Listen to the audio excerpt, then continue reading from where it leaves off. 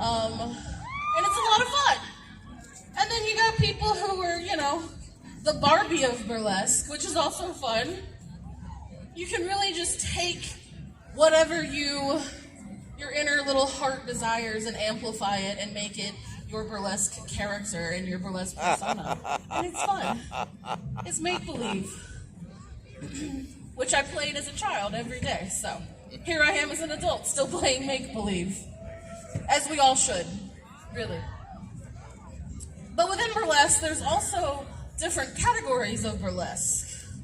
There is what we call classic burlesque, which you might recognize with boas and fans, very prim and proper, very sparkly, costumes.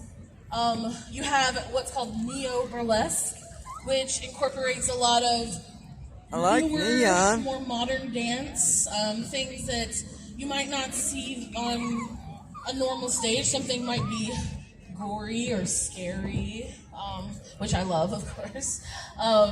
So neo-burlesque. We're going to bring to the stage now what qualifies as nerdlesque. So nerdlesque is really fun because we all nerd out about something. Several things sometimes. And you can take those characters and bring them to life on a stage in your own interpretation. It's very fun. It's really interesting. And the good ones do it with, sometimes if you don't know the genre, if you don't know what character they're depicting, you can still see the story they're telling, which is great. It's fun. You don't have to know, but you may go home and start Googling that character and start your own nerd fandom of that particular story or character or show or whatever. There are shows dedicated to nerdlesque, Pokemon shows, comic shows, Marvel shows, Muppet shows, which we have coming up this year, the Great Muppet Tease. So this number is a nerdlesque number, and it is from the show Game of Thrones. Who knows Game of Thrones? I've never watched it a day in my life. So, but what I said earlier, if you have a good performer that can tell a good story, you don't need to know what happens in the show. So, this will be a Game of Thrones love letter for those of you who are familiar with it. If you're not, you'll get to learn a little bit about it and watch a beautiful person dance and take their clothes off. So, win-win. We go. So, without any further ado, I would like to bring the next performer to the stage. She is a teacher at the Atlanta School of Burlesque. She is a founding member of the Atlanta School of Burlesque. She is also the founding member of the Candy Box Review, which is my burlesque troupe. We'll talk about that a little later, too. So please welcome to the stage the High Priestess of Sensuality. That was a lot of S's. Miss Ursula Andress, everybody.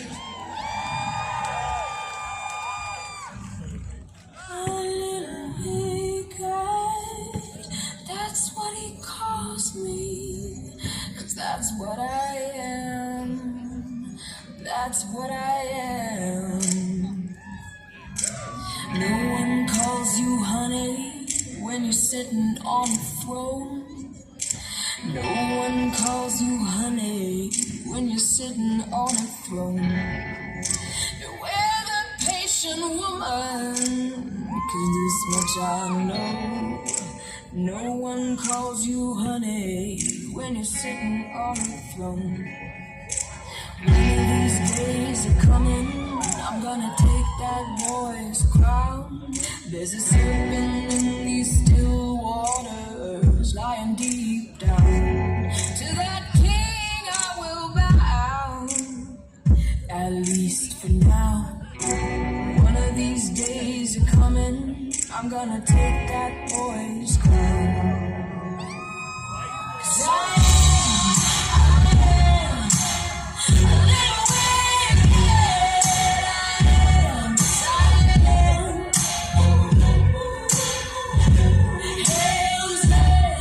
Hands me, just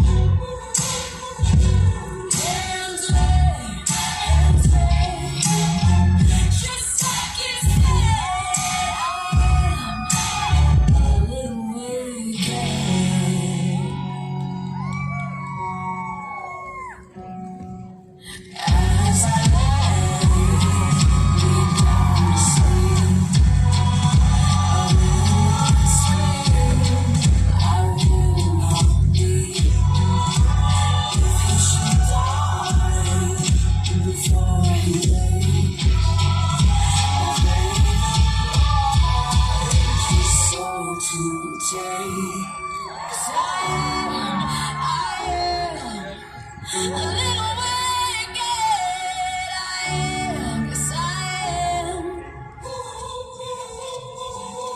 Hands up, just like you said, I am. A little wicked. No one calls you honey when you're sitting on a throne. No one calls you honey when you're sitting on a throne.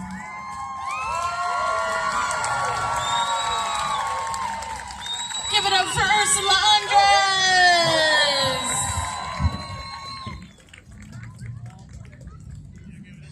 So that's King people on the stage, back behind the stage.